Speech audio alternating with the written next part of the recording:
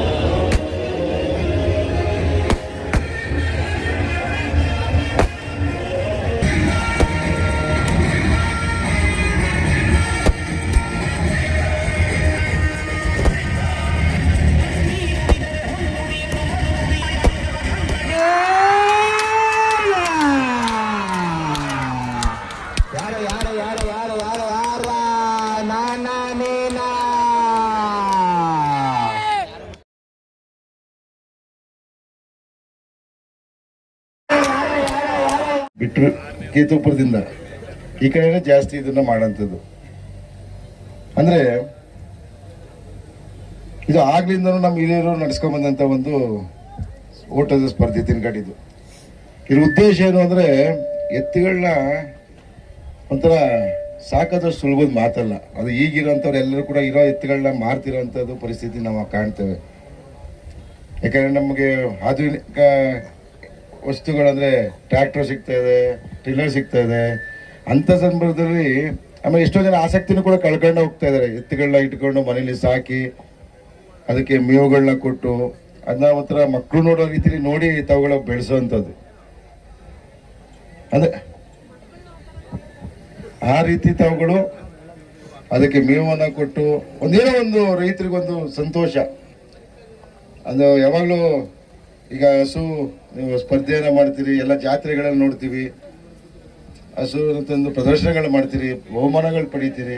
ಅದು ನಿಮ್ಮಲ್ಲಿ ಅದಕ್ಕೆ ಏನೋ ಒಂದು ಪ್ರೀತಿ ಹೆಮ್ಮೆ, ನಾವು ಈ ತರ ಸಾಕಿದೀವಿ ಅಂದ್ರೆ ಎಲ್ಲ ಒಂದಕ್ಕಿಂತ ಒಂದು ಚೆನ್ನಾಗಿ ನಾವು ನೋಡ್ತೀವಲ್ಲ. ಹಸುಗಳನ್ನ ನಾವು ಪ್ರದರ್ಶನ ಮಾಡಿದಾಗ ನಾವು ನೋಡ್ತೀವಲ್ಲ, ಒಂದಕ್ಕಿಂತ ಒಂದು ಚೆನ್ನಾಗಿ ಸಾಕ್ತಾರೆ. ಅಂದ್ರೆ ನಾವು ಈಗಿನ ಪೀಳಿಗೆನೂ ಹಿಂದೆ ಇದ್ದಂತ ಏನು ಪೂರ್ವಜರು ಮಾಡುವಂತದನ್ನ ಮುಂದುವರ್ಸ್ಕೊಂಡು ಹೋಗ್ತಾ ಇದ್ದಾರೆ. ಅದು ಖುಷಿಯಾಗಿರುವಂತ ಸಂಗತಿ.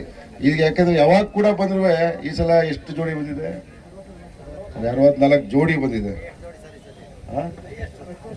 64 ಜೋಡಿ ಅಂತಂದ್ರೆ ಇನ್ನೂ ಇದೊಂದು ಸ್ಪರ್ಧೆ ಇರುವಂತ ಅದು ಉತ್ಸಾಹ, ಅದೊಂದು ಅದೇನೋ ಪ್ರೋತ್ಸಾಹ ಇರ್ಬೋದು, ಯಾರಿಗೂ ಕೂಡ ಕಡಿಮೆ ಆಗಿಲ್ಲ. ಇದು ಹಿಂಗೆ ಮುಂದುವರಿಬೇಕಂದ್ರೆ ರೈತರಿಗೆ ಈ ದೇಶದ ಬೆನ್ನೆಲುಬು ಅಂತ ಹೇಳ್ತೀವಿ. ರೈತರಿಗೆ ಸರ್ಕಾರ ವತಿಯಿಂದ ಸಿಗ್ಬೇಕಾದ ಸವಲತ್ತುಗಳು ಕರೆಕ್ಟಾಗಿ ಅವ್ರಿಗೆ ಸಿಗ್ಬೇಕಾಗತ್ತೆ. ಅವ್ರು ಏನೇ ಮಾಡಿದ್ರು ಕೂಡ ರೈತರು, ನಾನು ಹೇಳ್ತಾ ಇರ್ತೀನಿ, ಈಗ ರೈತರಿಗೆ ಅವರು ಏನೇ ಬೆಳೆದ್ರು ಕೂಡ ಅವ್ರಿಗೆ ಒಂದು ಬೆಂಬಲ ಬೆಲೆ ಸಿಗ್ತಾ ಇಲ್ಲ.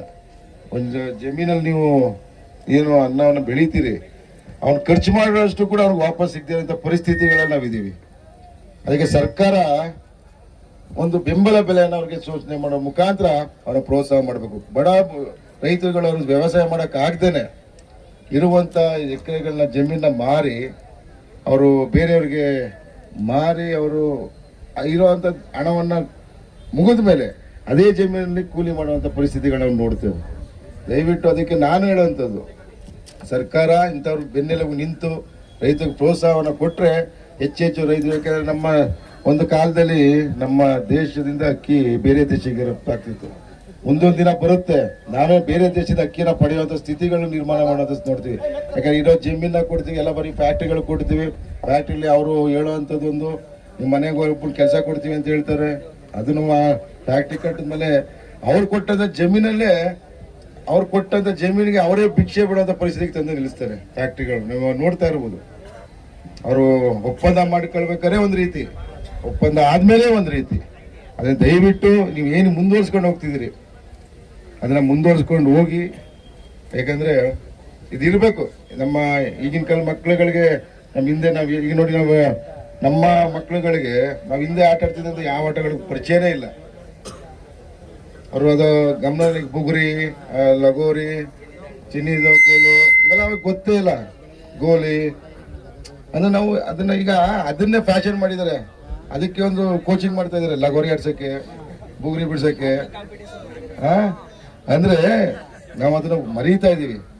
ಇದ್ದಂತ ಅದರಲ್ಲಿದ್ದಂಥ ಒಂದು ಎಲ್ಲ ಮಕ್ಕಳುಗಳು ಬೆರೀತಿದ್ದಂಥದ್ದು ಅಲ್ಲಿ ಇದ್ದಂಥ ಒಂದು ಜೋಶ್ ಈಗ ಇಲ್ಲ. ಮಕ್ಕಳಿಗೆಲ್ಲ ಹೆಚ್ಚು ಮೊಬೈಲ್ಗಳ ಮೊರೆ ಹೋಗಿ ಬಾರ ಊಟ ಮಾಡ್ಬೇಕಾದ್ರೆ ಮೊಬೈಲ್ ಬೇಕು, ಅವ್ರಿಗೆ ಊಟ ತಿನ್ಸ್ಬೇಕಾದ್ರೆ ಮೊಬೈಲ್ ಬೇಕು, ಆ ಪರಿಸ್ಥಿತಿ ಅಂಥದ್ದು. ನಾವೆಲ್ಲ ಸೇರಿ ಇನ್ನೂ ಹಿರಿಯರು ನಡ್ಸ್ಕೊ ಬಂದಾದಿಲ್ಲ ತಾವೆಲ್ಲ ಮಾಡ್ತಾ ಇದೀರಿ. ನಾವು ಹೇಳ್ದಂಗೆ ನಮ್ಮ ಸುನೀತಾ ಮೇಡಮ್ ಹೇಳ್ದಂಗೆ ಮಕ್ಕಳಿಗಿಂತ ಜಾಸ್ತಿಯಾಗಿ ಅವ್ರನ್ನ ಹಸುಗಳನ್ನ ತಾವುಗಳು ಸಾಕ್ತೀರಿ ಅಂತ. ಅದು ನಿಜವಲ್ಲ ಆ ಪ್ರೀತಿ ಬಾಂಧವ್ಯ ಸಾಕೋರ್ಗೆ ಗೊತ್ತಿರೋಂಥದ್ದು ಆ ಬಾಂಧವ್ಯಗಳು. ಇದು ಹಿಂಗೆ ಮುಂದುವರಿಲಿ. ಅದು ಯಾವುದೇ ರೀತಿಯ ಈ ಥರ ಘಟನೆಗಳು ಮಾಡಬೇಡಿ. ದಯವಿಟ್ಟು ನಂಗೆ ಮಾತ್ರ ಗಾಡಿ ಹತ್ತಿ ಅಂತ ಹೇಳ್ಬಿಡಿ. ತಮ್ಮೆಲ್ಲರಿಗೂ ಒಳ್ಳೇದಾಗಲಿ ಅಂತ ಹಾರೈಸಿ ನನ್ನ ಕರೆಸಿದ್ದಕ್ಕೆ ತಮ್ಮೆಲ್ಲ ಯುವಕ ಮಿತ್ರರಿಗೆ ಧನ್ಯವಾದ ತಿಳಿಸ್ತಾ ನನ್ನ ಮಾತು ಮುಗಿಸ್ತೀನಿ.